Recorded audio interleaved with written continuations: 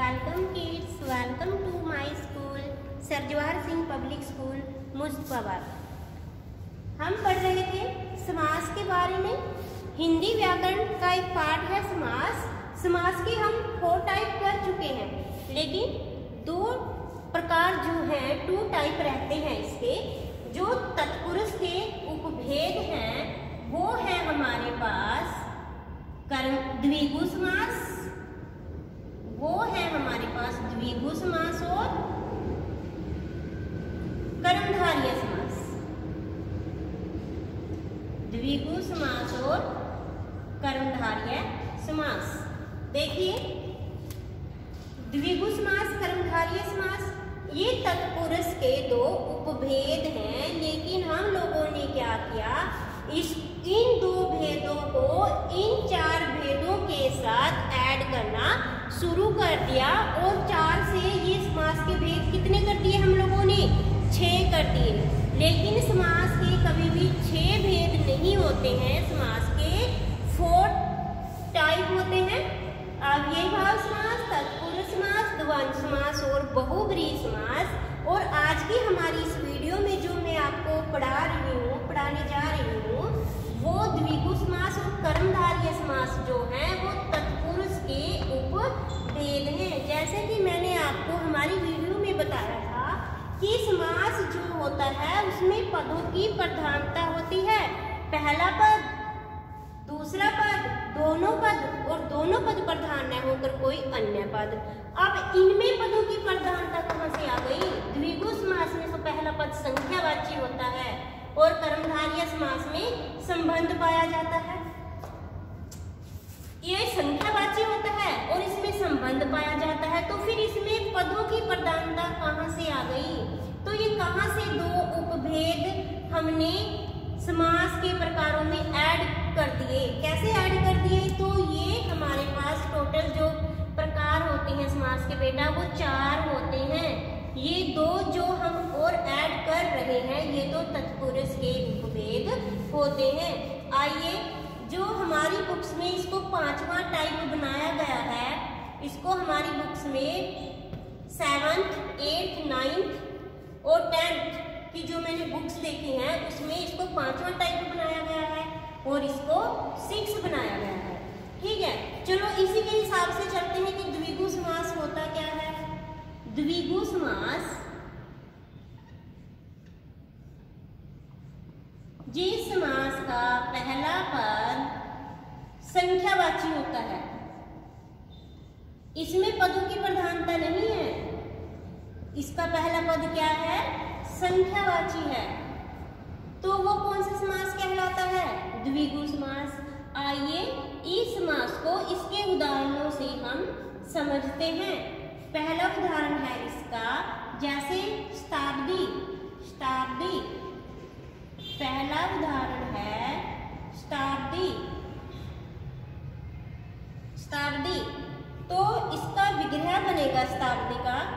शत किसको बोलते हैं? 100 को कहते हैं ना, 100%। किसको बोलते हैं? 100, 100 बोलते हैं जिसको हम इंग्लिश में, इस 100 को, है ना, शत। और क्या दिया गया है आपकी परिभाषा में? जिस समास का पहला पद संख्या हो। संख्या है इसमें शताब्दी में, तो ये कौन सा समास होगा? अगर आपके पास 4 शब्द आ जाए, नीडर,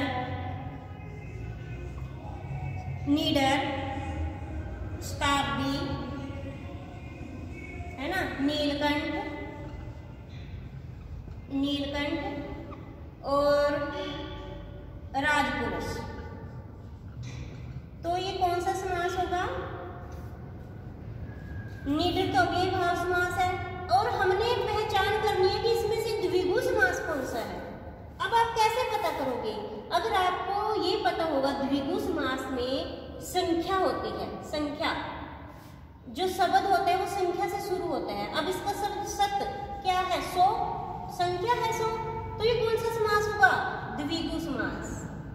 अगर हमें परिभाषाएं अच्छे से याद हैं तो हम आसानी से लिख सकते हैं कि यह कौन सा समास है? द्विगु समास है।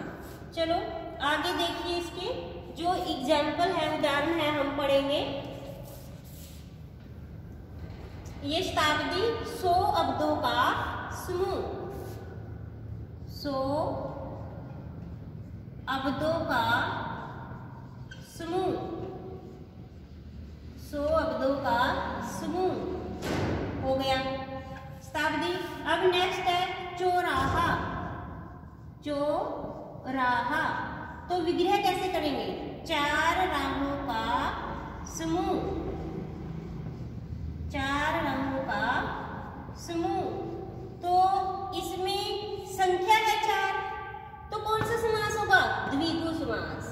जैसा कि हमने पढ़ा है कि इसका जो पद होता है पहला, वो कौन सा होता है? संख्यावाची। संख्या समझते हो? गिनती होती है जो 1 2 3 4 है ना, 50 60 100 ऐसे हम जो गिनती पढ़ते हैं, गिनती, तो ये संख्या हम गिनती को कहते हैं। तो 4 राहों का समूह, तो ये कौन सा समास है? द्विगु समास है, क्योंकि इसमें 4 शब्द आया है। तो आगे हम लिखते हैं अठन्नी, अठन्नी, 8 आनों का समूह। इसमें भी संख्या आई है ना, इसमें भी संख्या आई है, 8 आनों का समूह। अब मुझे एक बात आपको बतानी है, अगर हमारे पास 20 शब्द आ जाए, 20, तो ये कौन सा समास होगा? ये द्विगु समास नहीं होगा। क्यों नहीं होगा द्विगु समास? क्योंकि 15 और 5,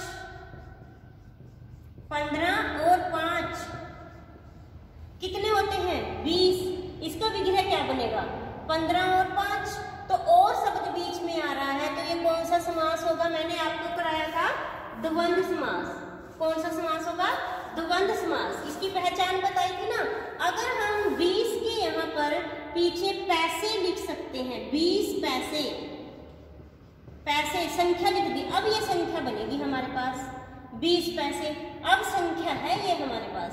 अगर हम खाली 20 या खाली 50 लिखते हैं, तो ये 50 द्विगु समास में नहीं आएगा। अगर इसके पीछे हम पैसे शब्द या रुपए लिख देते हैं या बच्चे लिख देते हैं, 50 बच्चे हो गए, है ना, 50 महिलाएं, 50 पुरुष, तो ये संख्या बनेगी हमारे पास।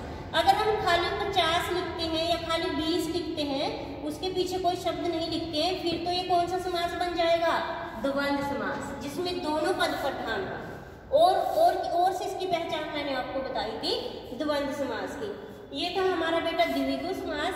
अब हम पढ़ेंगे तत्पुरुष समास का एक उपभेद रहता है, कर्मधारय समास। देखिए कर्मधारय समास क्या होता है।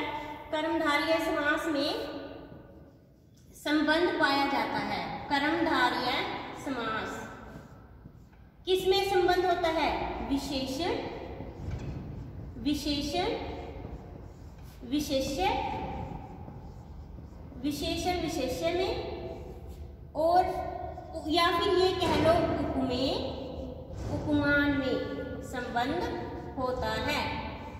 ठीक है, विशेषण तो आपको बताया था मैंने, जो संज्ञा और सर्वनाम की विशेषता बताया क्या होते हैं? विशेषण होते हैं। और विशेष्य जिसकी विशेषता बताई जाए, जब विशेषण की विशेषता बताई जाए तब क्या होता है? विशेष्य। उपमेय क्या होता है? और उपमान, उपमान होता है तुलना करना, और उपमेय होता है जिसके साथ तुलना की जाए। चलो ये छोड़ो, ये हमने नहीं जानना है, इतना केवल हमें पता होना चाहिए था कि विशेषण क्या होता है, विशेष्य क्या होता है, उपमेय क्या है और उपमान क्या है। यहाँ देखिए कर्मधारय समास, जब इसकी परिभाषा होगी विशेषण विशेष्य और उपमेय उपमान में संबंध पाया जाए, संबंध पाया जाए, वो होता है हमारा कर्मधारय समास। अब इसके उदाहरण देखिए, इसके उदाहरणों से हम इसको पढ़ेंगे। जैसे लाल मिर्च, कर्मधारय समास का जो उदाहरण है लाल मिर्च, इसका विग्रह क्या बनेगा? लाल है जो मिर्च, लाल है जो मिर्च। अब मिर्च की विशेषता बताई है? लाल है। तो ये था हमारा कर्मधारय समास और द्विगु समास। धन्यवाद।